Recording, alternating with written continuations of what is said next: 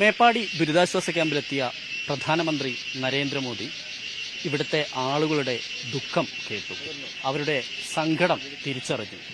ഇനി എന്താണ് ഇവർക്കൊരു വഴി പറഞ്ഞു കൊടുക്കേണ്ടത്, എന്താണ് ഇവർക്ക് ചെയ്തു നൽകേണ്ടത്? ഇത്തരം കാര്യങ്ങളാണ് അദ്ദേഹം പ്രധാനമായും ആലോചിച്ചത്. എന്തായാലും അദ്ദേഹം സംസാരിച്ച ക്യാമ്പിലെ മേപ്പാടി സെന്റ് ജോസഫ് ക്യാമ്പിലെ അംഗങ്ങളാണിപ്പോൾ നമ്മോടൊപ്പം ചേരുന്നത്.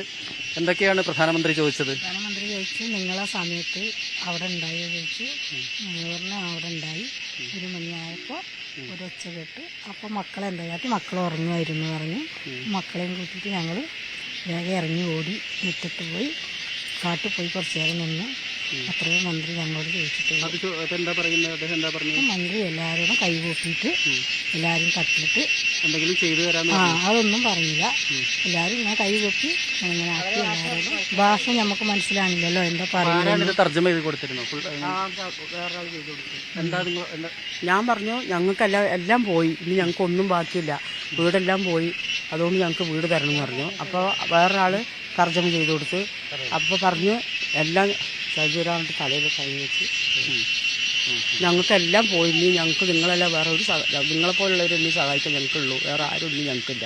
കയറി കിടക്കാൻ ഒരിടം ഞങ്ങൾക്ക് എന്തായാലും വേണം. ഇവിടുന്ന് പോകാൻ പറഞ്ഞ് ഞങ്ങൾ എവിടെ പോവും?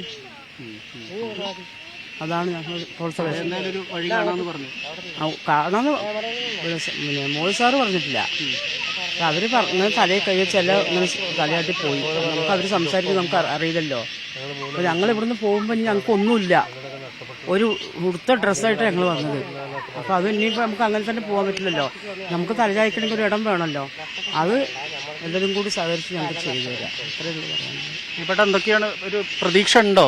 പിന്നെ പ്രധാനമന്ത്രിയുടെ വാക്ക് അല്ലെങ്കിൽ ആ ഒരു ഇടപെടൽ ഉറപ്പായിട്ടുണ്ട്. പ്രധാനമന്ത്രി ഇതുവരെ ആരും ചായച്ചെന്ന് ഞങ്ങൾ കേട്ടില്ല. ഇനി എങ്ങനെയാണെന്ന് അറിയില്ല. അയാൾ പറഞ്ഞ വാക്ക് നമ്മളെ മനസ്സിലുണ്ട്. മൂപ്പര് പറഞ്ഞത് ഉറപ്പായിട്ട് ഞങ്ങൾ ചെയ്തു തരുന്നു. നിങ്ങളുടെ ബുദ്ധിമുട്ടുകളൊക്കെ ഇവർ പറഞ്ഞിട്ടുണ്ട്. ഇത് ഗോപിയേട്ടൻ കാട്ടിയതും നമുക്ക് മനസ്സിലായി. പറഞ്ഞ് എന്താണ് ചോദിച്ചു. അപ്പോൾ ഞങ്ങൾ പറഞ്ഞു ഞങ്ങളുടെ കുടുംബത്തിൽ 9 ആൾ നഷ്ടപ്പെട്ടിട്ടുണ്ട്. അവരെ മക്കൾ 2 പേരും മുണ്ടക്കൈക്കാർ. ഞങ്ങൾക്ക് എല്ലാവർക്കും ഒരു പ്രതീക്ഷ ഉണ്ട്, ഞങ്ങൾക്ക് എന്തെങ്കിലും ഒരു വീട് തരുമെന്നാണ് ഞങ്ങൾ വിചാരിക്കുന്നത്.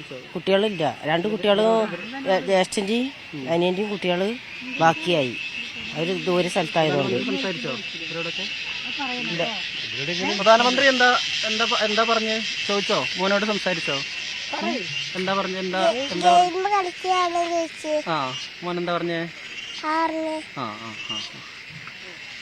എന്തായാലും മുണ്ടക്കയിലുള്ള ആളുകളാണിത്. മുണ്ടക്കയിൽ വീട് നഷ്ടപ്പെട്ടവരാണ്. ആ വലിയ മഹാ ദുരന്തത്തിൽ നിന്ന് കഷ്ടിച്ച് രക്ഷപ്പെട്ട മനുഷ്യരാണ്. അവർക്ക് വലിയ പ്രതീക്ഷ പ്രധാനമന്ത്രിയിലുണ്ട്. എന്തായാലും ഇവരുടെ എല്ലാം തന്നെ സർവ്വതും നഷ്ടപ്പെട്ടവരാണ്. ഇവർക്കിനിയും തിരിച്ച് ജീവിതത്തിലേക്ക് കയറേണ്ടതുണ്ട്. അത്തരത്തിലൊരു വഴിയൊരുക്കാൻ ഭരണകൂടം തയ്യാറാവുക തന്നെ വേണം.